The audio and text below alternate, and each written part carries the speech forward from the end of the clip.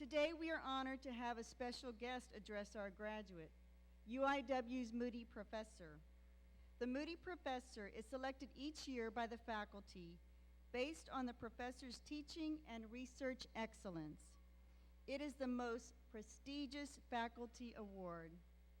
The Moody Professor gives a commencement address each December. This year's Moody Professor is Mr. William Gokelman. Bill is a professor of music and chair of UIW's music department. He directs the Cardinal Chorale, which recently gave its second Carnegie Hall performance. He was keyboard artist with the San Antonio Symphony and is choir director at St. Mark the Evangelist Catholic Church. Bill is a national and regional presenter-performer for the National Association of Pastoral Musicians, where his Mass of Renewal, which is co-composed by David Kaufman, recently won first place in the New Mass Settings National Competition. Bill is active in musical theater and has created and produced many CDs. His CD of original piano orchestra music reached number 69 on the top 100 New Age chart. Bill earned his Bachelor of Music from Incarnate Word College, receiving the Amy Freeman Lee Award, and his Master of Music from Westminster Choir College in Princeton. He is the recipient of the 2006 UIW Presidential Teaching Award, the 2011 St. Pierre Cinquin Award of Faith, and was UIW's 2011 Piper Professor nominee. He holds memberships in numerous professional musical associations. Please welcome Mr. Bill Gokelman.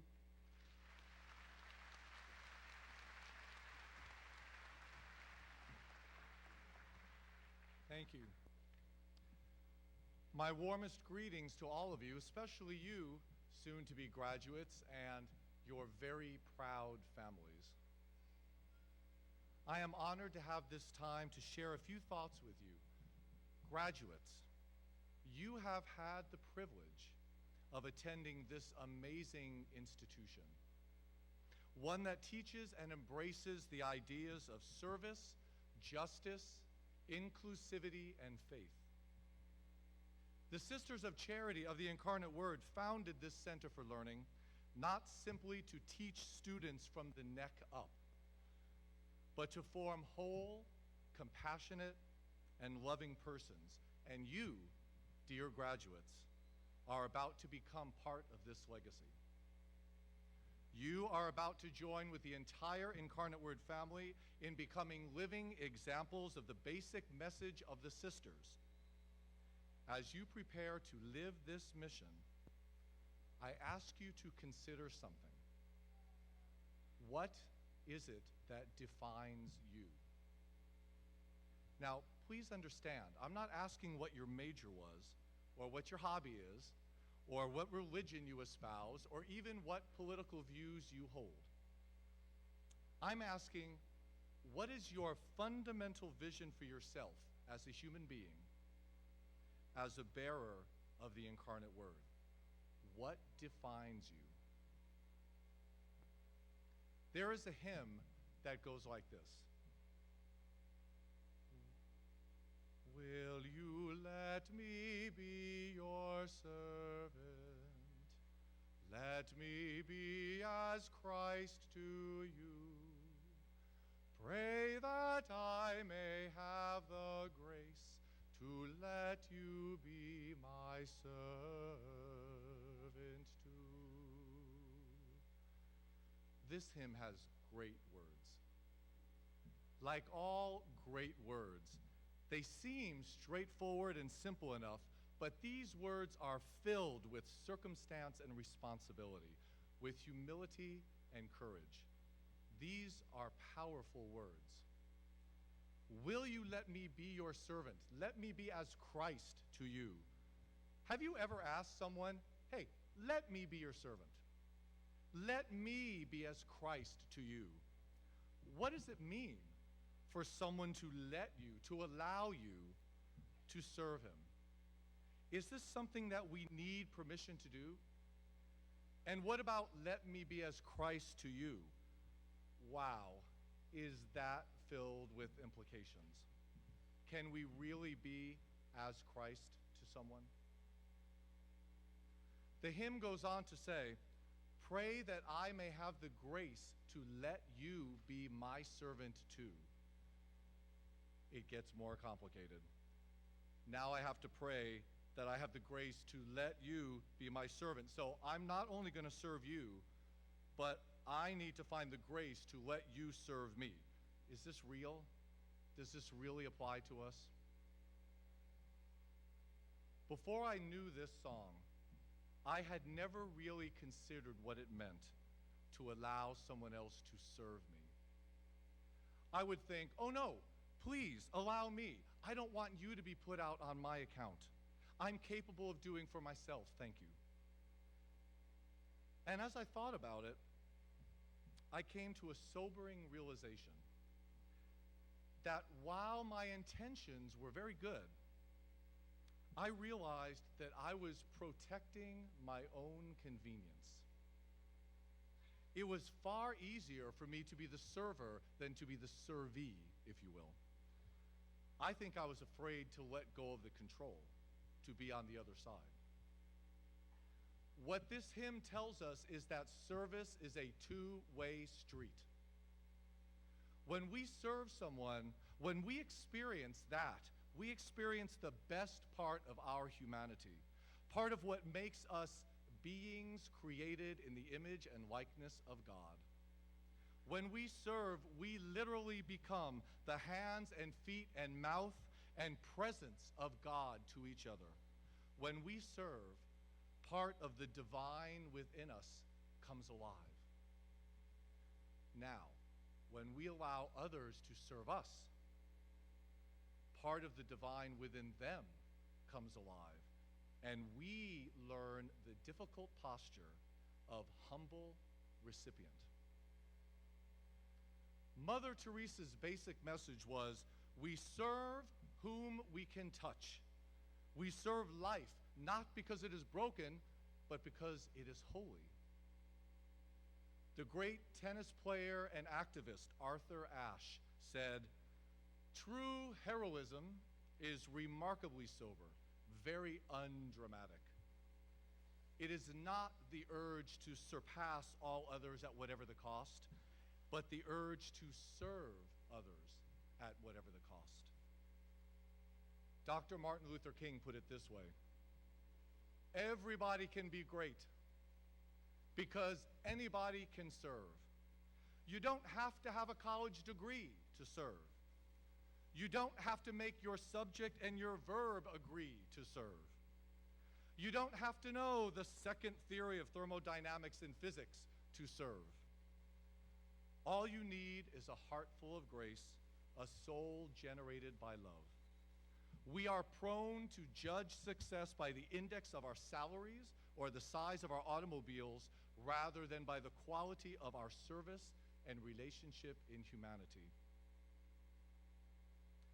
Mother Teresa did not allow her own humility or lack of resources to keep her from serving. Arthur Ashe did not allow himself to be defined as simply a tennis player. Martin Luther King was certainly not limited by the color of his skin. All three of these individuals were defined by a strong sense of service. So I ask again, what defines you? In college, I studied music. My bachelor's degree is in piano performance. My master's is in vocal coaching and piano accompanying.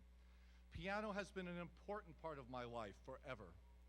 Playing the piano is the way I express myself. It is the way I make a living. It is often a form of prayer for me. In fact, I was on my way to play a funeral mass here at UIW the morning of December 4th, 2002. It was raining very lightly that morning, and as I exited 281 to drop off my 6-year-old son at school, I could not tell that there was an oil slick in the road, and I did not have time to react as my car slammed into the concrete pillar underneath the overpass. Thank God my son was okay.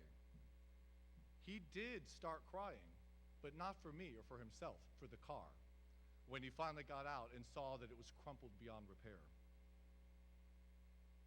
6 months later, the effects of the crash began to manifest themselves.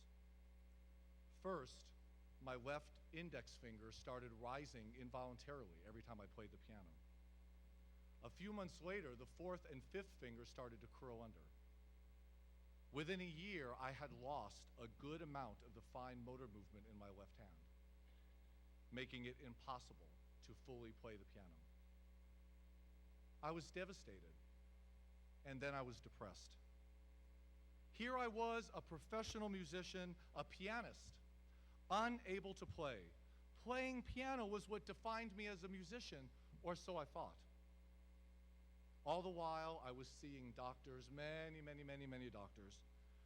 Finally, by grace, I ended up with a physical therapist who, over the past 4 years, has succeeded in freeing the nerves enough that I can play again, albeit at a limited capacity.